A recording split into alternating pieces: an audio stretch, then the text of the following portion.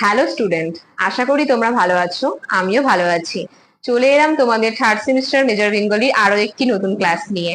Class শুরু করার আগে আগে তোমাদের একবার বলে নিই, তোমাদের সেকেন্ড সেমিস্টারের রেজাল্ট বেরিয়ে গেছে। আর কিন্তু দেরি করো না, যারা রেজাল্ট হাতে পেয়ে গেছো খুব তাড়াতাড়ি আমাদের সাথে যুক্ত হও। এবং আমাদের জ্ঞানজ্যোতি কোচিং সেন্টারের সঙ্গে যারা যুক্ত হতে চাইছো তারা কিন্তু দেরি না করে অবশ্যই আমাদের দেওয়া নাম্বারে যোগাযোগ করো। দেখো, তোমাদের প্রত্যেকটা ভিডিও কিন্তু তোমাদের যেগুলো মেজর 3 থেকে রয়েছে, মেজর 3, মেজর 4, মেজর 5, প্রত্যেকটা বিষয় কিন্তু পরপর আলোচনা রয়েছে। যারা আগের ভিডিওগুলো দেখোনি অবশ্যই ভিডিওগুলো দেখো। যদি তোমাদের মনে হয় যে তোমাদের উপকারে লাগছে, তোমরা উপকৃত হচ্ছ, তবে কিন্তু দেরি না করে আমাদের অনলাইন ক্লাসে যুক্ত হয়ে যাও। আমাদের অনলাইন ক্লাস শুরু হয়ে গেছে। সাপ্তাহিক যে ক্লাসগুলো রয়েছে সপ্তাহে 2 দিন করে, সেটাও স্টার্ট হয়ে গেছে। নোট প্রদানও শুরু হয়ে গেছে। তো দেরি না করে খুব তাড়াতাড়ি যুক্ত হয়ে যাও আমাদের সঙ্গে। শুধুমাত্র বাংলা নয়, আরো যেগুলো রয়েছে সাবজেক্ট, প্রত্যেকটার জন্যই অভিজ্ঞ শিক্ষক শিক্ষিকা রয়েছে তোমাদের প্রশিক্ষণ দেওয়ার জন্য। তাই আর দেরি করো না। তাহলে চলো, বেশি কথা না বাড়িয়ে আজকের ক্লাস শুরু করা যাক। আজ আমার আলোচনার বিষয় হচ্ছে ময়মনসিংহ গীতিকা থেকে মহুয়া পালা। তোমাদের আগের দিন আলোচনা করেছিলাম ময়মনসিংহ গীতিকা কি এবং সেই সম্পর্কে কিছু তথ্যাবলী।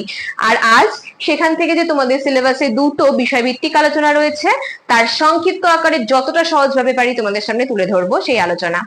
মহুয়া পালা সব থেকে শ্রেষ্ঠ পালা। আমরা বলে থাকি মহুয়া এবং চন্দ্রাবতী পালাটা হচ্ছে ময়মনসিংহ গীতিকার মধ্যে 10টা পালা রয়েছে তার মধ্যে শ্রেষ্ঠ।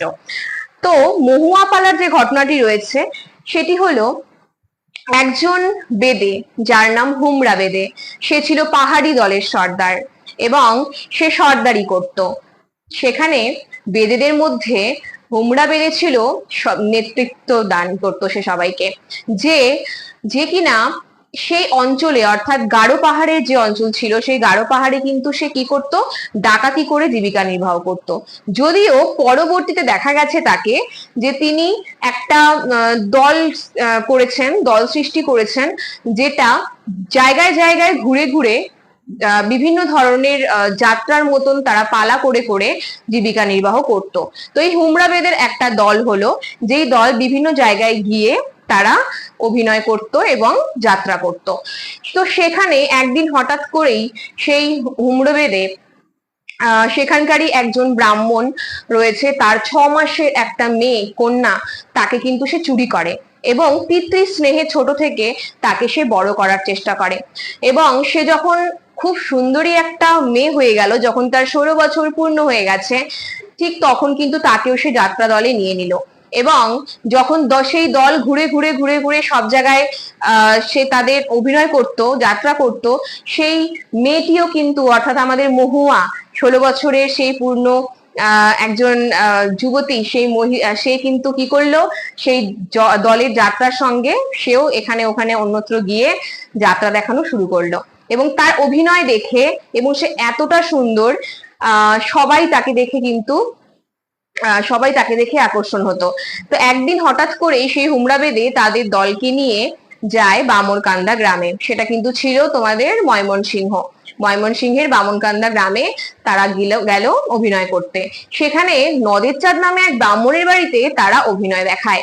এবং নদের চাঁদ দেখা যায় যে সে কিন্তু মহুয়ার মানে রূপে মুগ্ধ হয়ে তার প্রেমে পড়ে। এবং সে কথা যখন মহুয়া জানতে পারে, তখন দুজনেই কিন্তু লুকিয়ে সাক্ষাৎ করে এবং উভয়ের মধ্যেই প্রণয়ের সম্পর্ক সৃষ্টি হয়। এবার এই কথাটি হঠাৎ করে যখন হুমরা বেদে জানতে পারে যে মহুয়ার সঙ্গে সেই নদের চাঁদের, সেই ব্রাহ্মণ নদের চাঁদের সম্পর্ক হয়েছে, তখন কিন্তু তারা তৎক্ষণাৎ সেই গ্রাম ছেড়ে অন্যত্র চলে যায়। এবং বহুদিন পর্যন্ত যখন নদের চাঁদ আমাদের সেই মহুয়া সুন্দরীকে দেখতে পায়নি, সে ছটপট করে এবং প্রচুর জায়গায় সে তাকে খুঁজে বেড়ায়।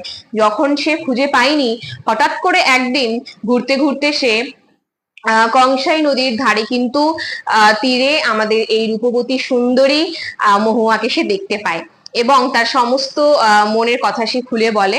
এবং তারা যে সাক্ষাৎ করেছে এই বিষয়টা আমাদের হুমরা বেদে যখন জানতে পারে, হুমরা বেদে তখন আমাদের সেই মহুয়াকে বলে যে তুই ছুরি নিয়ে নদের চাঁদকে হত্যা কর।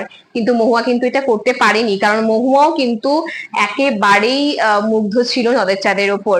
নদের চাঁদকে রাতারাতি সেদিনই কিন্তু সমস্ত ঘটনা মহুয়া খুলে বলে এবং তারা স্থির করে যে তারা সংসার করবে।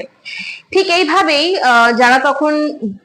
তারা যখন বেরিয়ে যায় সংসার জীবনের জন্য, তখন রাস্তায় এক বণিকের দ্বারা সে কিন্তু আক্রান্ত হচ্ছে, মানে সে রূপে মুগ্ধ হয়ে সেই বণিক কিন্তু আমাদের রূপবতী সুন্দরী মহুয়াকে পাওয়ার জন্য সে দেখা যায় যে পাগলের মতো করে এবং রাস্তায় খুবই অশ্লীল আচরণ করে।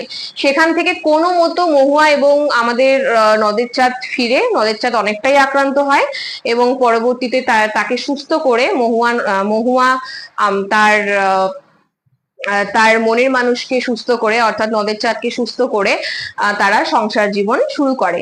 এবং দিব্যি যখন সব ঠিকঠাক চলছিল এমন সময় সেই হুমড়া বেঁধে তাদের খোঁজ পায় এবং খোঁজ পাওয়ার পর বিষ মাখানো ছুরি দিয়ে আমাদের নদের চাঁদকে হত্যা করতে বলে হুমড়া বেঁধে তার মেয়ে মহুয়াকে। মহুয়া ঠিক তখনই সেই ছুরি দিয়ে নিজেকেই সে কিন্তু শেষ করে ফেলে এবং হুমড়া বেঁধে রাগে ক্রোধে সে পাগলের মতো হয়ে যখন দেখছে যে মহুয়া নেই, তখন কিন্তু সে আবার আমাদের সেই ব্রাহ্মণ নদের চাঁদকে হত্যা করে এবং দুজনকে পাশাপাশি সমাধিতে তারা শয়ন করে। তো এখানে দেখা যায় যে সমাধিস্থ হওয়ার পর ঘটনাটা এখানেই শেষ হচ্ছে। এটা যেটা তোমাদের সামনে আজকে ঘটনাটা তুলে ধরলাম, একেবারে ময়মনসিংহ গীতিকার মহুয়া পালার সংক্ষিপ্ত আলোচনা।